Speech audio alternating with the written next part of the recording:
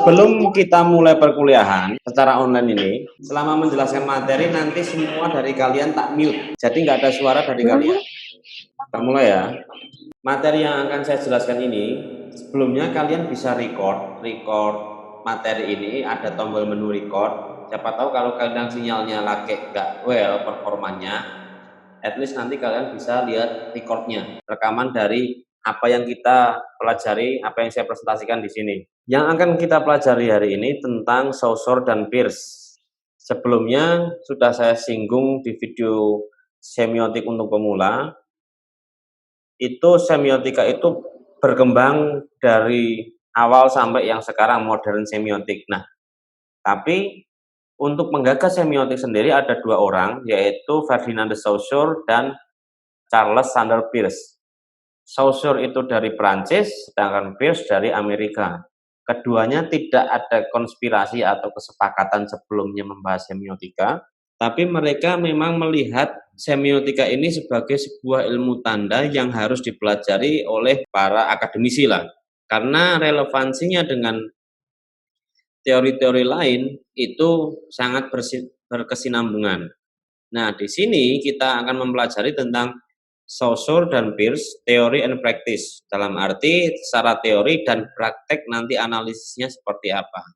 Nah, kita mulai dari statementnya Peirce, quote-nya, nothing is a sign unless it is interpreted as a sign. Jadi maksudnya di sini tidak ada sesuatu yang disebut sebagai tanda sampai sesuatu itu diinterpretasikan sebagai tanda.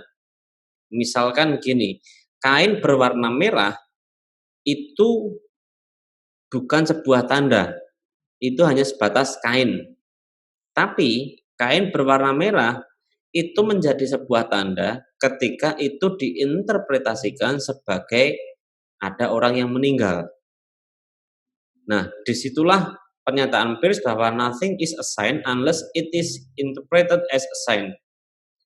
Tidak ada sesuatu pun yang disebut sebagai sebuah tanda sampai sesuatu itu diinterpretasikan. Nah, itu dari Peirce.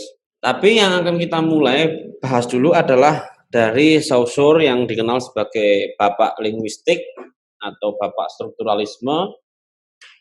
Bagi Saussure, tanda itu, linguistic sign, is not a thing and a name, bukan sesuatu hal yang menghubungkan antara sesuatu dengan penamaan, tetapi hubungan antara konsep atau signified dan a sound pattern atau signifier. Konsep itu ya konsep, signified itu petanda, dan a sound pattern itu pola bunyi, sedangkan signifier itu penanda. The sound pattern is not actually a sound, for a sound is something physical. Jadi pola bunyi ini tidak selalu sebuah bunyi, tetapi sesuatu yang bisa berupa fisik. Jadi maksudnya gini, sound pattern ini tidak melulu seputar bahasa, tapi dia juga bisa berbentuk yang fisik. Nah, sound pattern ini juga merupakan sebuah hearer psychological impression, dalam arti impresi secara psikologis dari pendengar. Misalkan gini, ketika saya mengatakan kuda misalkan, saya katakan kuda lah, kembali lagi saya contohkan kosakata kuda. Saya mengatakan kuda atau saya membunyikan bunyi KUDA, kuda, itu sound pattern-nya itu kuda. Nah, si hearer kalian yang mendengar pasti secara tidak langsung menangkap apa yang saya bunyikan, kuda itu bisa sebagai binatang ataupun bisa sebagai bidak catur. Nah, itu tergantung konsep yang kalian miliki, dan disitulah disebut signified atau petandanya. Jadi pola bunyi ini berbeda dengan sesuatu hal yang disebut linguistik, apa ya istilahnya? Istilahnya pola bunyi ini bisa juga dikatakan sebagai linguistic sign lah atau tanda bahasa. Kalau Saussure itu terkenalnya dia mengatakan arbor, dia berbunyi arbor. Arbor itu merujuk pada sebuah pohon dalam bahasa Perancis. Nah, di situ ada antara sound pattern dan konsep. Dan konsep ini tergantung dari psychological impression dari pendengarnya. Itu bisa berbeda-beda. Nah, di sini bisa kalian lihat contoh model analisisnya. Analisisnya siapa sih Saussure ini, itu ada signified dan signifier. Arahnya ke bawah sama ke atas. Itu signifier itu the sound pattern, signified itu the concept. Signifier itu penanda, signified itu petanda. Nah, contohnya ada di sebelah sisi kanan screen kalian. Ada kosakata bendera, bunyi bendera. Saya tuliskan juga tulisan fonetisnya B-E-N-D-E-R-A, bendera. Di situ adalah sound pattern atau signifiernya. Sedangkan yang di sisi atas itu signified atau petandanya. Itu adalah bendera. Di situ bendera Prancis. Orang megang bendera Prancis. Nah, konsep apa? Konsep ini tergantung dari si pendengarnya. Misalkan ada orang yang bilang bendera, terus kemudian pendengar bisa menangkap itu sebagai bendera Indonesia kah, atau bendera Italia kah, atau bendera Korea Selatan, atau bendera Amerika. Nah, itu tergantung konsep-konsep yang ada dari pendengarnya. Jadi itu ya, hubungan antara signifier dan signified dalam semiotikanya Saussure. Nah, si Saussure ini juga melihat relasi tanda. Bagi Saussure, tanda adalah suatu yang masuk akal sebagai bagian dari suatu formalitas umum dan sistem abstrak. Itu relasi tanda bagi Ferdinand Saussure.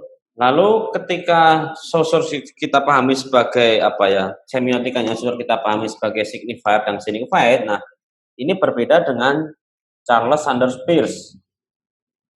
Peirce ini dikenal dengan triadiknya atau hubungan segitiganya. Nah, di situ kalian bisa lihat statementnya Peirce tahun 1958, a sign in the form of representamen, dalam bentuk representamen, is something which stand to somebody for something in some respect or capacity, yang merujuk pada seseorang untuk atau sesuatu dalam kapasitasnya.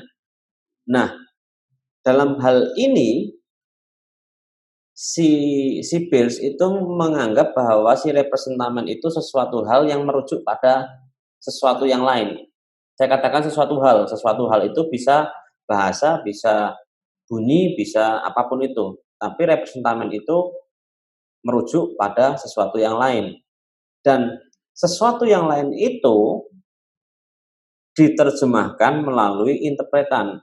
Sebelum sesuatu yang lain itu merujuk pada objek. Jadi dalam segitiganya si Peirce itu ada 3. Yang pertama representamen, kedua interpretan, ketiga objek. Objek juga dikenal sebagai reference. Di sini kalian bisa melihat contoh segitiganya Peirce. Itu ada representamen, ada interpretan, ada objek atau referen. Nah, di sini hubungan antara representamen dan objek atau referen itu garis putus-putus.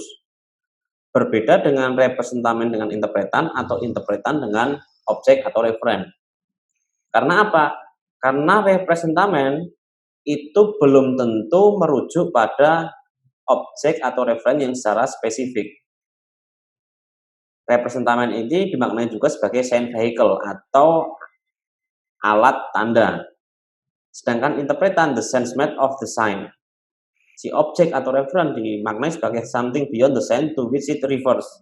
Maksudnya gini, kembali lagi ke contoh kuda tadi, ketika representamennya itu adalah kuda, tulisan KUDA, itu di bagian representamen, terus kemudian si representamen kuda itu belum tentu memiliki objek atau referen dalam bentuk binatang kuda atau dalam bentuk bidak catur berupa kuda.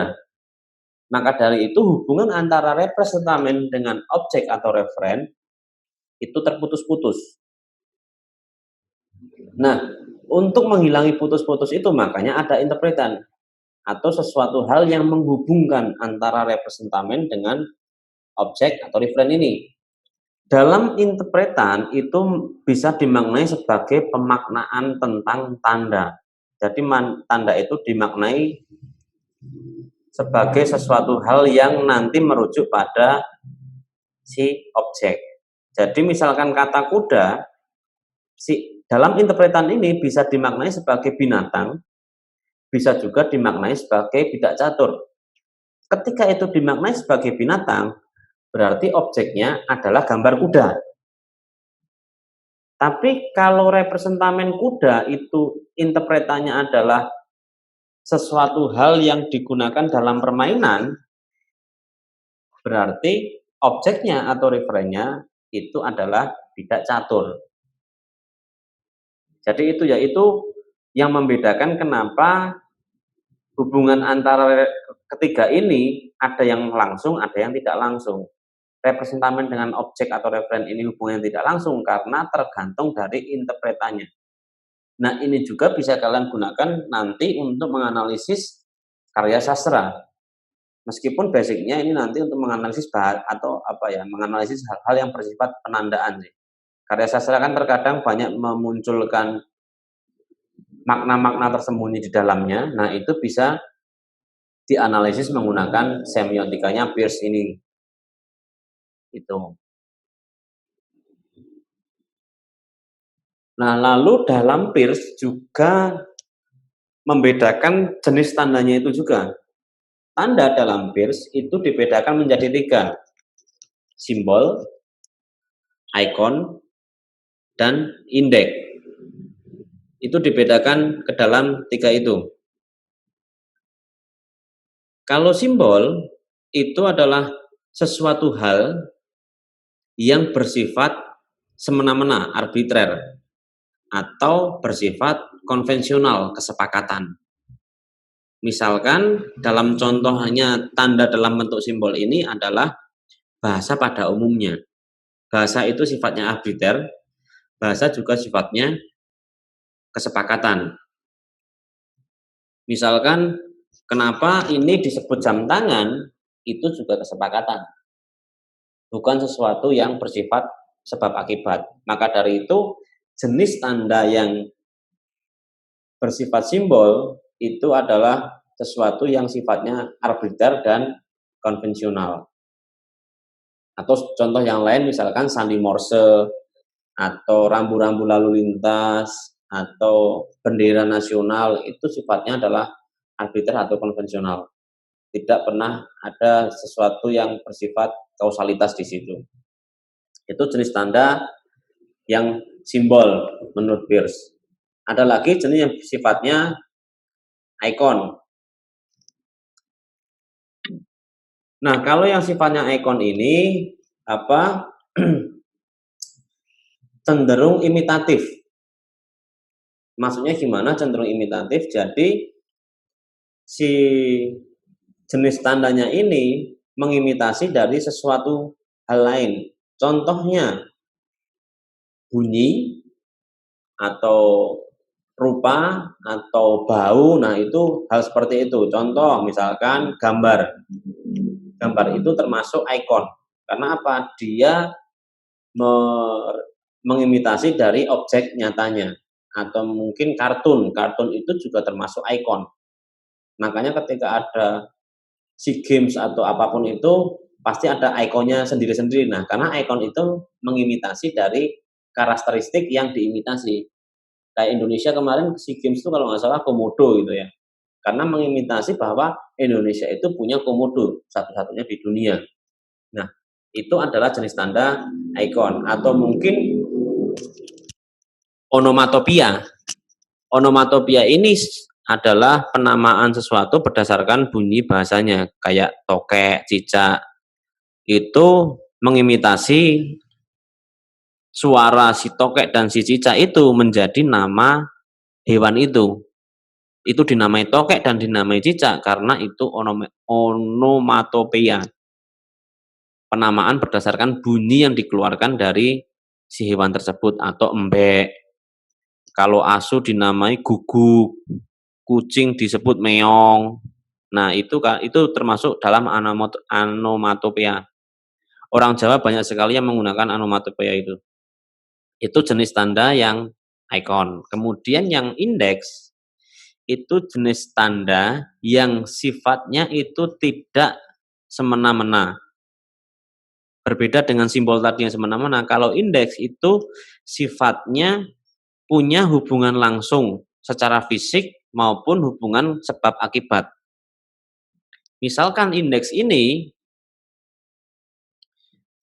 contoh indeks ini adalah asap. Ketika asap, tanda asap itu bukan tanda asap itu menandakan adanya api dan itu pasti. Atau petir itu menandakan akan hujan. Nah, itu sebab akibat di situ. Itu termasuk kalau dalam si Peirce ini masuk dalam bagian indeks. Jadi ada 3 hal, simbol, ikon, dan indeks. Itu jenis tanda yang dijelaskan oleh si Peirce. Lalu ada lagi simbolik mode. Nah, ini simbolik mode itu penjelasan dari tadi. Itu simbol itu tidak, jenis tanda simbol ya, jenis tanda simbol itu tidak terbatas pada kata atau kalimat atau apapun itu. Tapi simbol itu berdasarkan dari konvensional atau kesepakatan. Jadi sesuatu hal yang disepakati dan memiliki makna itu disebut sebagai sebuah simbol. Seperti Garuda Pancasila. Itu menjadi simbol negara karena disepakati. Kalau nggak disepakati, itu hanya gambar burung biasa. Nah, itulah simbol. Sedangkan yang iconic mode itu typically means that something or someone would be expected to be instantly recognized. Jadi sesuatu hal yang sangat mirip terhadap sesuatu atau seseorang sehingga orang yang melihat atau mendengar itu langsung akan mengenalinya. Misalkan foto. Kalian lihat foto pacar kalian, mesti langsung kenal, oh ini pacarku. Itu masuk dalam ikonik. Karena apa? Imitasi, itu tadi. Itu ya, jadi kalau si simbol itu sifatnya arbiter dan kesepakatan, sedangkan ikon itu bersifatnya tipikal, jadi mirip atau imitasi.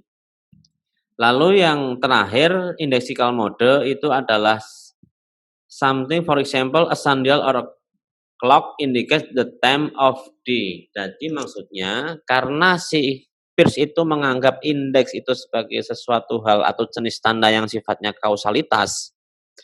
Makanya misalkan fajar, tandanya akan pagi. Atau senja, tandanya sudah mulai menandai mendekati malam. Itu sesuatu hal yang sifatnya kausalitas. Seperti asap tadi, tanda ada api. Oke. Jadi itu untuk untuk terkait dengan semiotikanya Peirce dengan Saussure.